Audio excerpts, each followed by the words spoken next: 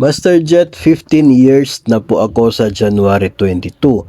Nagpunta po ako sa Pag-ibig. Ask ko po doon kung may makukuha ako sa 15 years ko. Ang sabi po sa akin, sa 20 years na daw po ako ulit makakakuha. Dahil noong 10 years daw po ako, nakakuha na daw po ako. Kaya wala na daw pong makukuha sa 15 years. Sa 20 years na daw ulit. True po ba yon? Of course, mga master, totoo po yun kasi si Pag-ibig Fund mismo yung nagsabi. Actually, mga master, yung 10th year na available before, pero hindi na po siya available ngayon. Nasa 15th year na po yung tinatawag nila na optional withdrawal. No, so dati kasi, binibigyan ng chance na kapag 10 years ka na, pwede ka na mag-optional withdraw ng savings mo sa Pag-ibig Fund. Pero nitong bago ay hindi na available sa 10 years. Ginawa na po yon na 15 years. Basta kay continuous po yung contribution. Ibig sabihin, walang gap.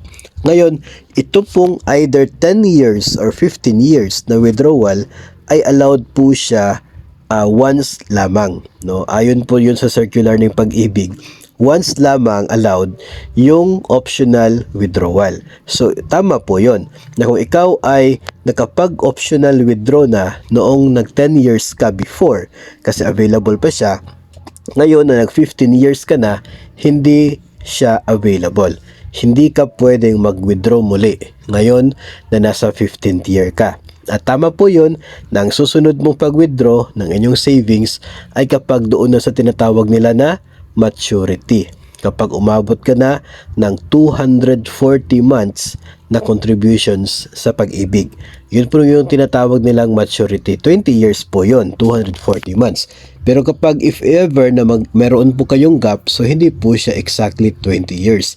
So kung meron kang 2 months or 3 months na gap sa loob ng 20 years, so ibig sabihin nasa 237 ka pa, hintayin mo na pumasok yung remittances doon sa gaps, no, na para pag-offset doon sa gaps at umabot ka ng 240 months sa inyong total contribution, then you are now allowed to withdraw for the maturity of your Pag-ibig savings. So tama po yun, ha?